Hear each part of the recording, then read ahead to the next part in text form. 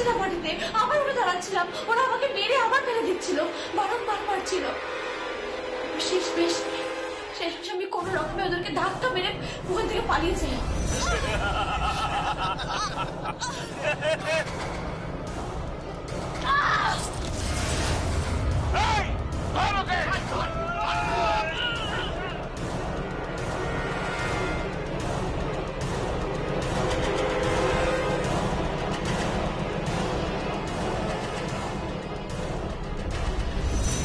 কিন্তু আমার পা টলছিল, আমার মাথা ঘুরছিল, আমি ভেবেছিলাম যে পারবো না।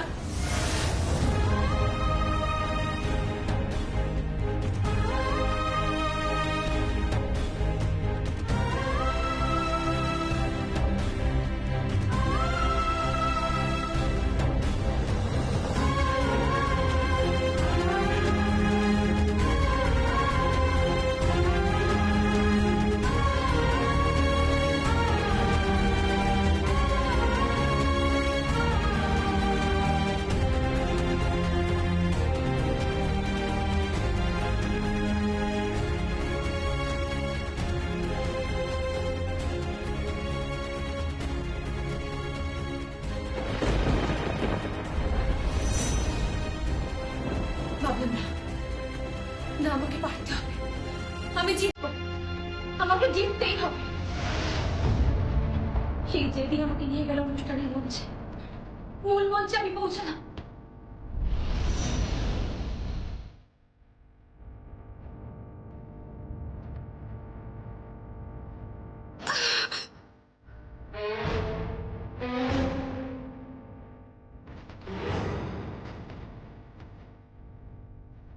একে যমুনার হাতে চোট মনে হচ্ছে।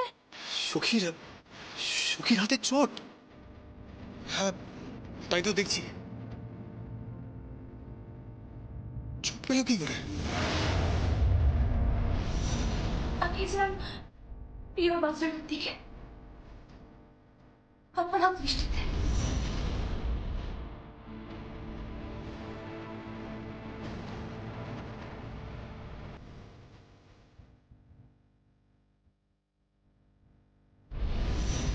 কিছু অসম্ভব যন্ত্রণা আমার হাতে, আমি সহ্য করতে পারছিলাম না আমার যন্ত্রণা। খুব কষ্ট হচ্ছিল আমার, খুব কষ্ট হচ্ছিল।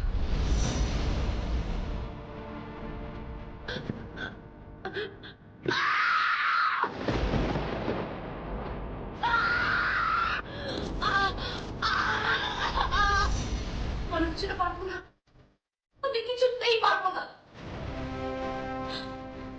উনি আপনার কথা শুনে উচ্ছিল করতাম, যমুনা ওঠো, যমুনা তোমার পারতেই হবে, যমুনা ওঠো, যমুনা ওঠো, ওঠো যমুনা,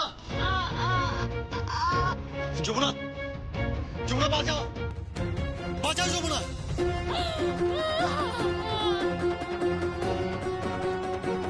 বাঁচাও যমুনা, বাঁচাও। আমার শ্বশুর মশাইয়ের গলা, আমার বাবার গলা। মা বাঁচা, বাঁচা, তোর বাপের কথা মনে কর, তুই তোর গ্রামের কথা মনে কর।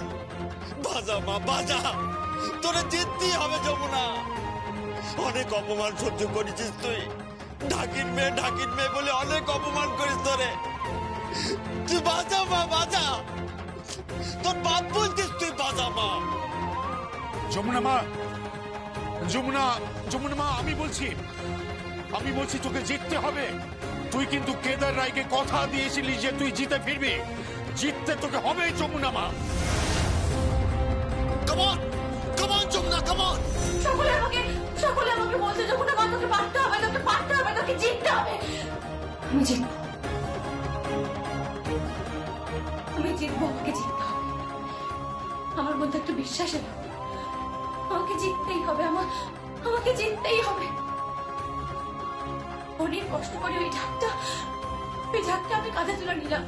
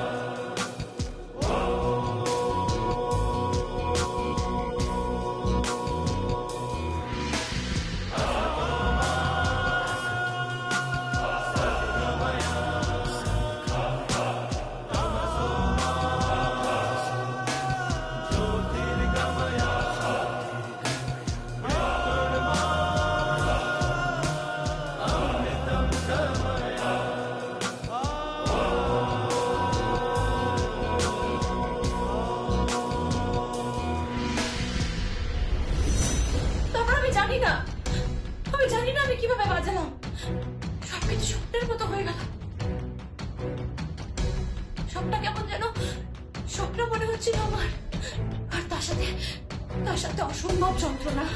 উফ, কি যন্ত্রণা, অসহ্য যন্ত্রণা।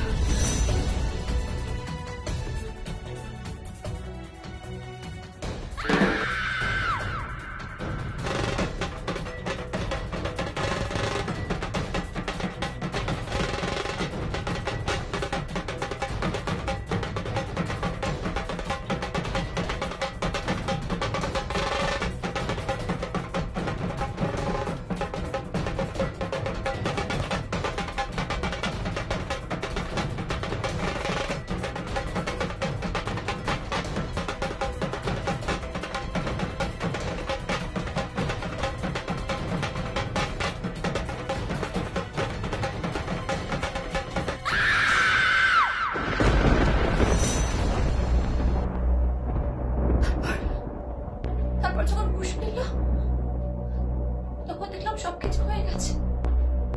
আমার নাম ঘোষণা করা হয়ে গেছে। পপুলার ভোট এবং জাজেস চয়েসের চ্যাম্পিয়ন হলো যমুনা কাকি। আমি নাকি চ্যাম্পিয়ন হয়েছি? আমি জিতে গেছি ছোট কর্তা বাবু। আমি সকলের মুখ রাখতে পেরেছি। আমি জিতেছি ছোট কর্তা বাবু। আমি আমি আমার এই হাত দিয়ে পুরস্কারটা হাতে নিলাম। কোনো যন্ত্রণা, ওই যন্ত্রণা সত্যি আমি পুরস্কারটা হাতে নিলাম। আজ আমি তৃপ্ত ছোট কর্তা। আজ আমি সত্যি তৃপ্তি পেয়েছি। আমি তৃপ্ত। একদম চোখে জল না, একদম কাঁদবে না যমুনা। আজ থেকে তুমি তুমি শুধু হাসবে। আজ থেকে জীবনের প্রত্যেকটা ক্ষেত্রে তুমি জিতবে। জিততে হবে তোমাকে যমুনা। তুমি জানো, প্রথমবার আমি যখন তোমায় লিখেছিলাম, সেদিনই আমি তোমায় ভালোবেসেছিলাম।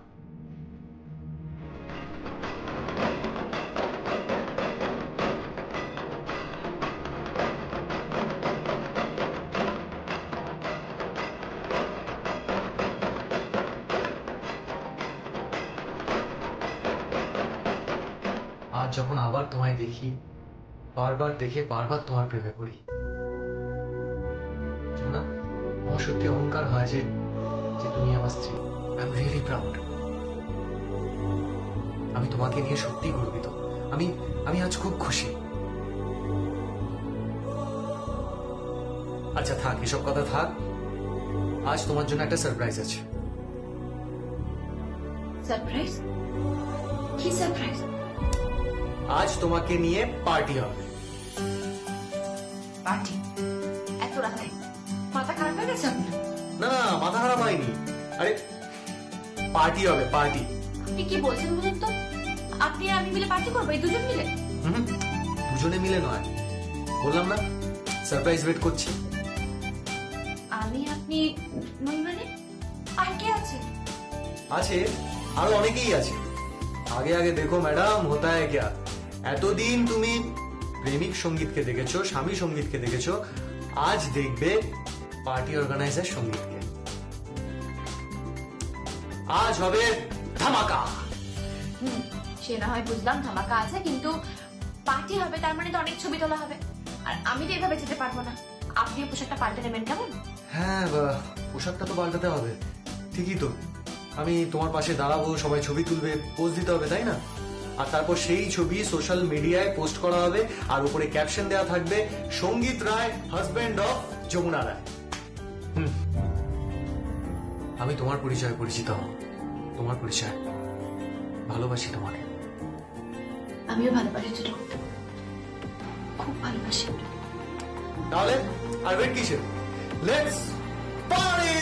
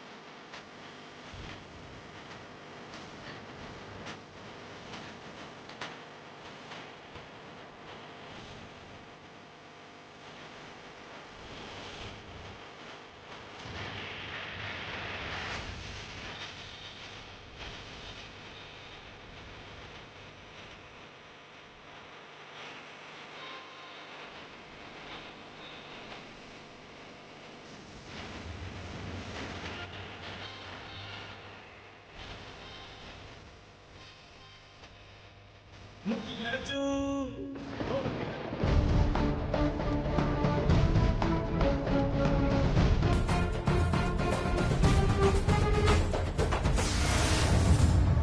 আপনি? তোমরা সবাই এখনো জেগে আছো? হ্যাঁ বাবা, আসলে রাত হয়ে গেছে তো ঘুমোতে যাচ্ছিলাম, তখনই বাবা আমি আমি আমি ওদের সবাইকে তুলে নিয়ে এসেছি। আচ্ছা বাবা আপনিই বলুন, আজকে রাতে কোনোভাবে ঘুম হয়? আজকে কোথাও আমরা আমরা হই হই করবো, পার্টি করবো, নাচ গান করবো, তাই তাই আমরা সবাই মিলে পার্টি করছি। মা আসেননি, বাকি তো আমরা সবাই আছি। বাই দ্য ওয়ে, আপনি এত রাতে? আপনি এত রাতে? না, আসলে সামনের বাগানে একটু হাঁটতে গিয়েছিলাম, রাতে ঘুম আসছিল না তো, তাই। দাদা, তুমি হঠাৎ বাইরে বাগানে হাঁটতে গিয়েছো?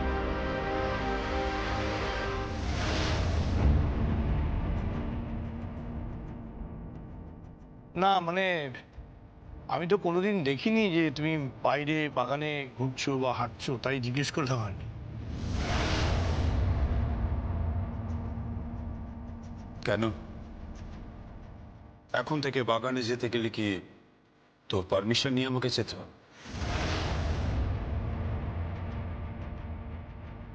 এই দেখো, পারমিশন সে কথা হচ্ছে কেন? পারমিশন কেন লাগবে? মানে তোমার শরীর ঠিক আছে কিনা, মানে ডাক্তার ডাকতে হবে? আমি সম্পূর্ণ সুস্থ আছি। আমি বোধহয় আন্দাজ করতে পারছি।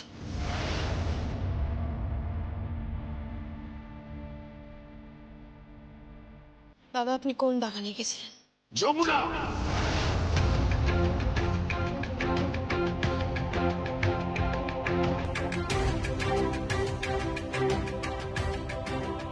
হে যমুনা, তুই কি বলছিস এসব? হ্যাঁ কি বলছিস? তোর স্পর্ধা তো কম নয়। তুই কাকে কি বলছিস? বাগানটা কোথায় মানে? কি জানিস তুই? তুই কি বলার চেষ্টা করছিস? দাদা কি অন্য কোথাও গেছিল, তুই এটা বলছিস?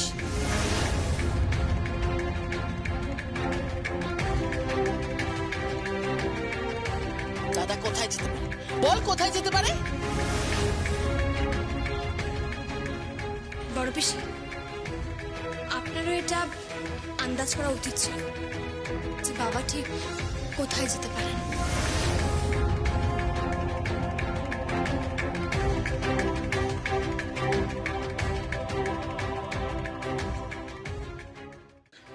ঠিক আছে, তাহলে তুই বলে ফেল।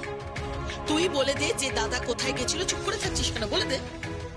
না না বড় পিসি, এটা আমার সঙ্গে বাবার একটা অন্যরকম বোঝাপড়া।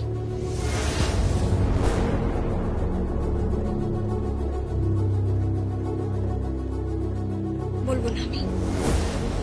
যাকে বাবা, বাবা আপনি যান, গিয়ে শুয়ে পড়ুন, অনেক রাত হয়ে গেছে। মা উপরে অপেক্ষা করছে, চিন্তা করছে আপনার জন্য। আপনি যান, শুয়ে পড়ুন।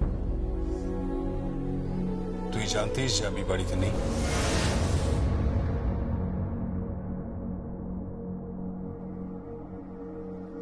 জানতাম। কি করে? বাবা, আমি এই বাড়ির বউ। এই বাড়ির প্রত্যেকটা বিষয়ে খুঁটিনাটি খবর রাখা আমার কর্তব্য।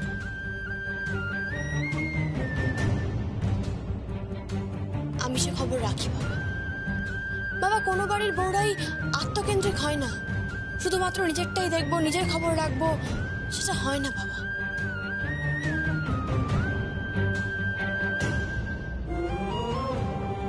তারা বাড়ির প্রত্যেকটা সদস্যের খবর রাখে, তেমনটা আমিও রাখি।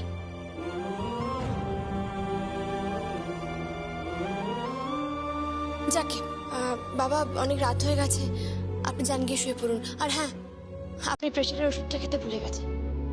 আমি আপনার ঘরে রেখে এসেছি, ওই বেড সাইড টেবিলেই রয়েছে, মনে করে খেয়ে নেবেন।